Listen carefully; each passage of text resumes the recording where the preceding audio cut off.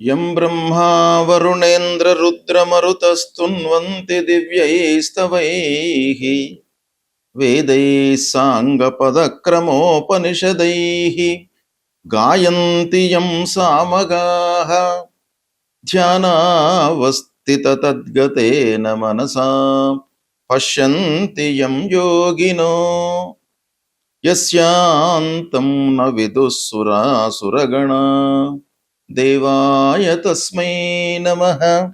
శ్రీ మహాగణాధిపతయే నమః. శ్రీ మహాసరస్వత్యై నమః. శ్రీ గురుభ్యో నమః.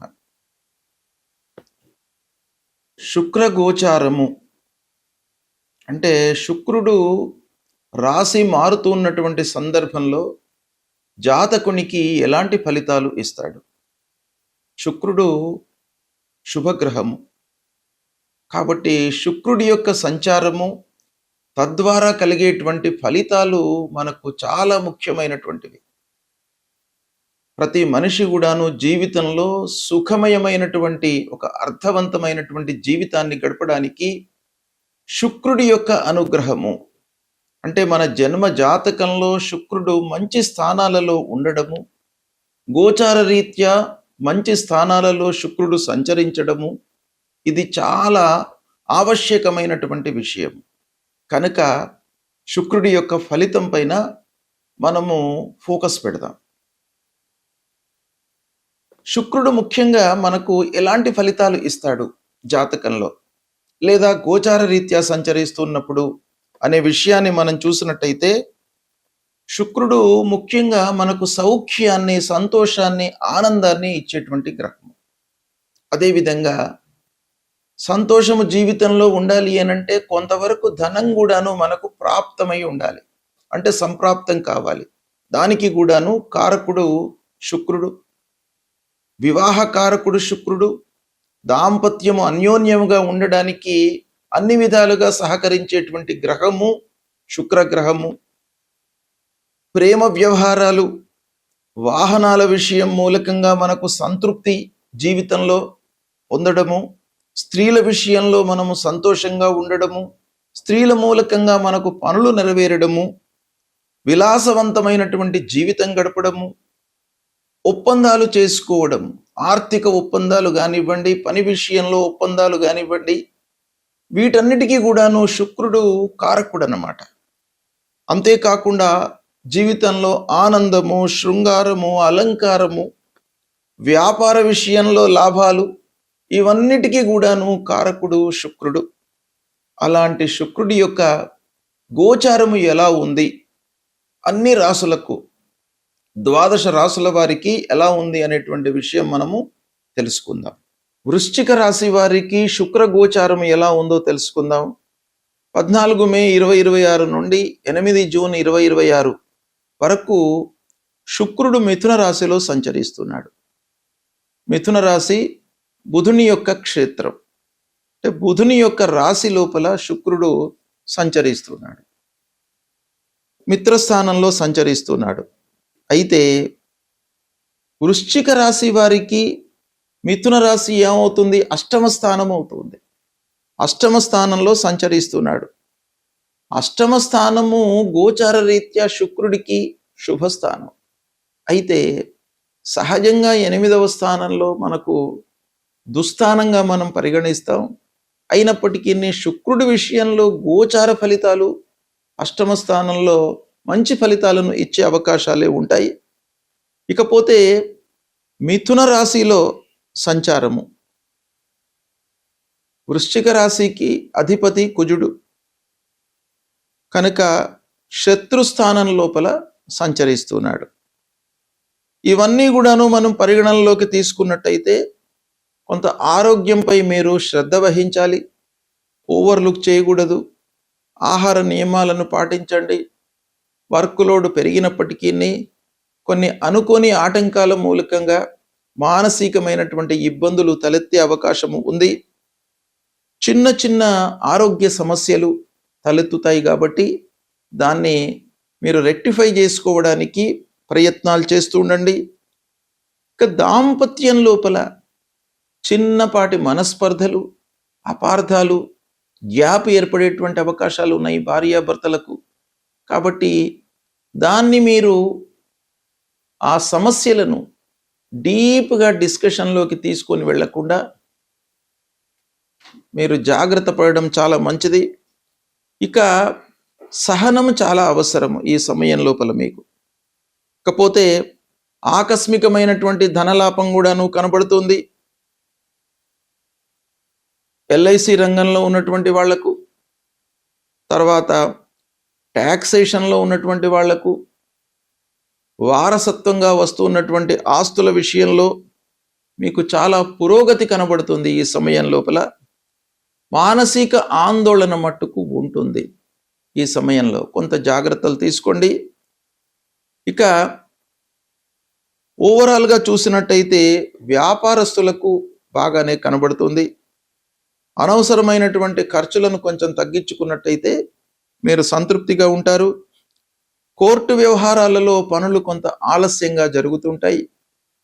తద్వారా ఖర్చులు పెరగడము, సమయం వృధా కావడము, పదే పదే అదే పనికి మనము వెళ్ళవలసినటువంటి స్థితి ఏర్పడము, ఇలాంటి వాటి మూలకంగా కొంత అసహనము చోటు చేసుకునేటువంటి అవకాశాలు ఉన్నాయి. స్నేహితులపై పూర్తిగా ఆధారపడకుండా మీరు ఆత్మవిశ్వాసాన్ని పెంచుకోవడం ఈ సమయంలో చాలా అవసరము. విద్యార్థులకు ఏకాగ్రత కొంత తగ్గుతుంది కనుక సహజంగా ఇలాంటి గ్రహస్థితి ఉన్నప్పుడు మీరు కాన్సంట్రేషన్ చేయలేరు.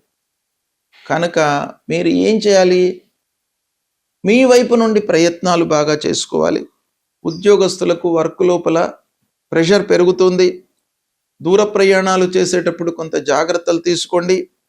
వాహన వినియోగంలో కొంత అప్రమత్తతతో ఉండండి.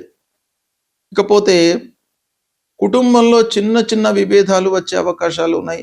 భార్యాభర్తల మధ్య కానివ్వండి, పిల్లల విషయంలో కానివ్వండి, కుటుంబ పెద్దలతో కానివ్వండి, కొంత గ్యాప్ ఏర్పడుతుంది.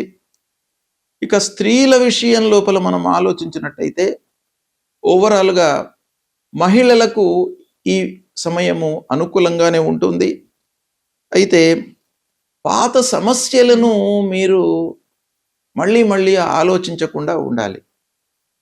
గతం గతః అనేటువంటి ధోరణిలో ఉంటూ భవిష్యత్తు ఎలా, వర్తమానం ఎలా అనేటువంటి విషయం పైన మనస్సు నిలిపినట్టయితే మహిళలు సుఖంగా ఉంటారు. ఈ సమయం లోపల శ్రమకు తగిన ఫలితం వస్తుంది, అయితే కొంత ఆలస్యంగా చేతికి వచ్చేటువంటి అవకాశాలు ఉన్నాయి. ఆరోగ్య విషయం మటుకు మీరు జాగ్రత్తలు వహించాలి. ఈ విధంగా ఓవరాల్గా చూసినట్టయితే వృశ్చిక రాశి వారికి ఈ అష్టమ స్థానంలో సంచరిస్తున్నటువంటి శుక్రుడు మూలకంగా కొన్ని మంచి ఫలితాలు, కొన్ని విషయాలలో మనకు ప్రతికూలమైనటువంటి ఫలితాలు గోచరిస్తున్నాయి కనుక ఓవరాల్గా మిశ్రమ ఫలితాలు ఉన్నాయి. కనుక జాగ్రత్తలు తీసుకోండి.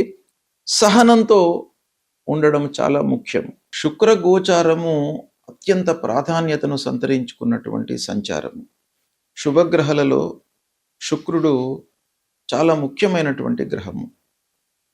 అయితే ఇలాంటి శుక్రుడు ప్రతికూలంగా ఉన్నప్పుడు, అంటే సాధారణంగా శుక్రుడికి గోచార స్థానాలు ఎక్కువగా చెప్పబడి ఉన్నాయి, అంటే శుభస్థానాలు ఎక్కువగా ఉన్నాయి.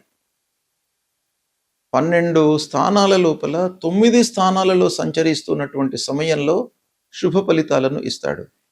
కేవలము శుక్రుడికి కవి అగ దశ షడ్ వర్జ అన్నారు శాస్త్రం. అంటే శుక్రుడు 6వ స్థానము, 7వ స్థానము, 10వ స్థానము, ఈ 3 స్థానాలలో సంచరిస్తున్నటువంటి సమయం లోపల ప్రతికూలమైనటువంటి ఫలితాలు ఇస్తాడు. మిగతా అన్ని స్థానాల లోపల కూడాను శుభ ఫలితాలను ఇస్తాడు.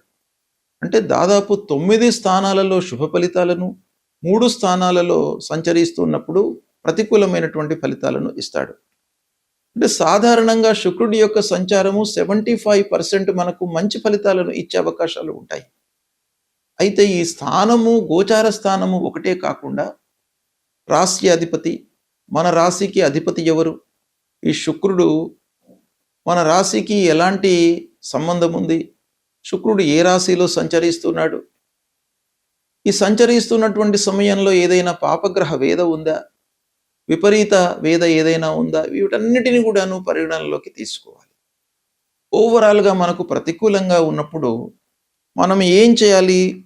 సాధారణంగా 6, 7, 10 ఈ స్థానాల్లో సంచరిస్తున్నప్పుడు మనకు దుష్ప్రభావాన్ని ఇచ్చేటువంటి అవకాశాలు ఉన్నాయి.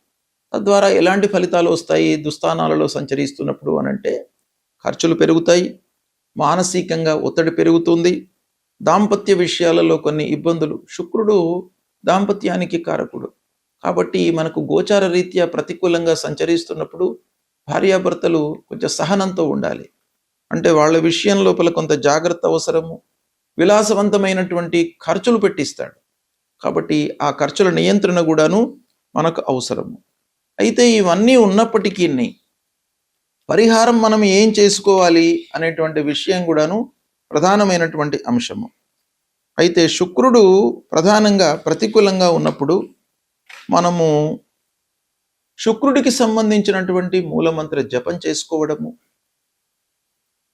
మహాలక్ష్మి అష్టోత్తరాన్ని ప్రతినిత్యం కూడాను పఠించడము, అమ్మవారిని పూజించడము, అమ్మవారి దేవాలయానికి వెళ్ళడము, ఇలాంటివి చేసినట్టయితే మీకు శుక్రుడి యొక్క అనుగ్రహం లభిస్తుంది. ముఖ్యంగా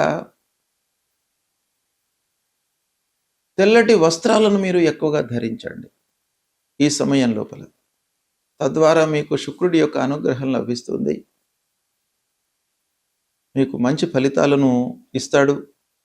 కనుక భగవంతుణ్ణి మనము స్మరించడము, కీర్తించడము, పూజించడము ఈ సమయం లోపల చాలా అవసరము. అది చేయండి. శుక్రుడు మీకు ప్రతికూలంగా ఉన్నప్పటికీ ఆనందమయమైనటువంటి జీవితాన్ని ఇస్తాడు. శుభం.